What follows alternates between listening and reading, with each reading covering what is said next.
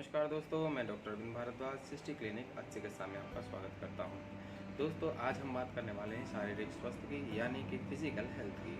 Health से related मेरा एक वीडियो है जिसमें आपको पता लगेगा कि आखिर हेल्थ होती क्या है, तो आप उसको भी देख सकते हैं।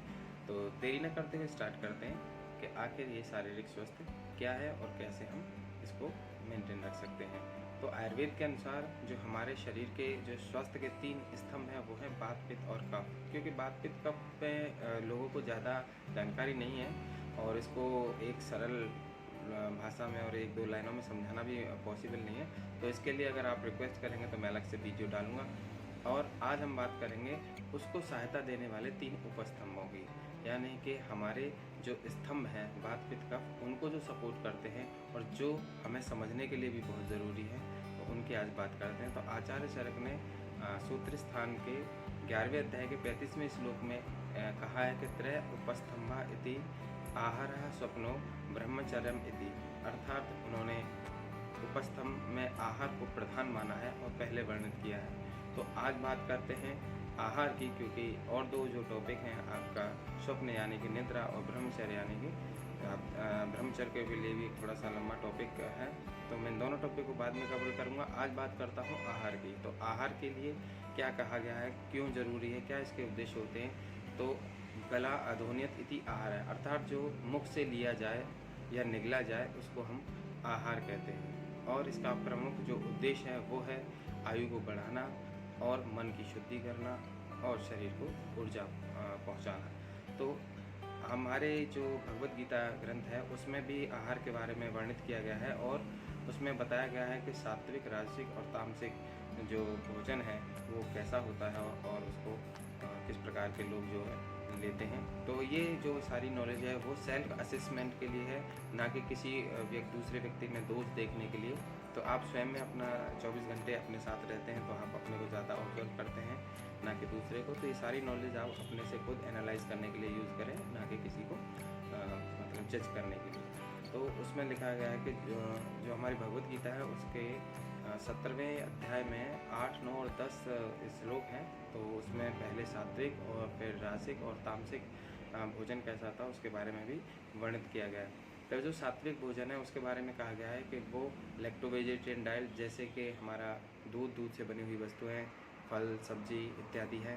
तो ऐसे जो भरपूर मात्रा में उपलब्ध होती है भोजन में उनको सात्विक भोजन कहते हैं। और जो कुछ खट्टा, नमकीन, थोड़ा उष्ण या गर्म और चटपटा जिसे बोलते हैं आप लोग, अगर ऐसे प्रकार का भोजन है तो वो राजसिक भोजन है। और जो बना हुआ रखा है और थोड़ा झूठन भी है उसमें और कुछ ऐसे पदार्थ भी पड़े हुए हैं जैसे कि बाल, कंकड़, पत्थर इत्यादि, जो हमारे खाद्य भोजन है उसका भाग नहीं है लेकिन वो पड़े हैं और वो वियोजित है, यानी कि सही प्रकार से नियोजित भी नहीं है। तो ऐसे भोजन को तामसिक भोजन कहते हैं। अब इसका संबंध हमारे मन से भी है, क्योंकि इस आहार के 3 भाग होते हैं। पहला भाग जो होता है वो मन का होता है और दूसरा भाग प्रसाद भाग होता है और तीसरा भाग किट भाग होता है।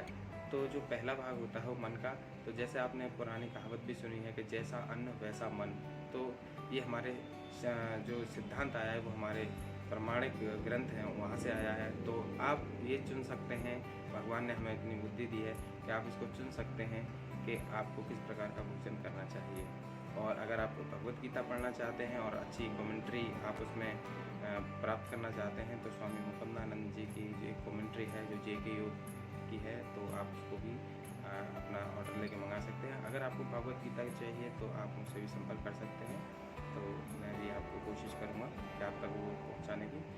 तो अब जो आहार है हमारा, तो उसके जो प्रमुख उद्देश्य है उसके लिए हमें बुद्धि दी है भगवान ने, और उस भगवान ने इस बुद्धि से निर्णय लेने की शक्ति भी दी है। तो हम ये चूज़ कर सकते हैं कि हमें जैसा बनना है या जैसे हमारे आचार विचार हैं या हमें उसको ठीक करना है, तो जो आहार है उसका बहुत ज़्यादा इम्पोर्टेंट हो जाता है।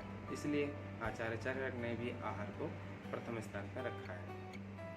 तो जो हमारे सात्विक और राजसिक और तामसिक भोजन है, इनकी प्रकृति हमेशा एक सी नहीं रहती और ना ही हमारे खुद की मन की प्रकृति एक सी रहती है। ये इंटरचेंजेबल होते हैं।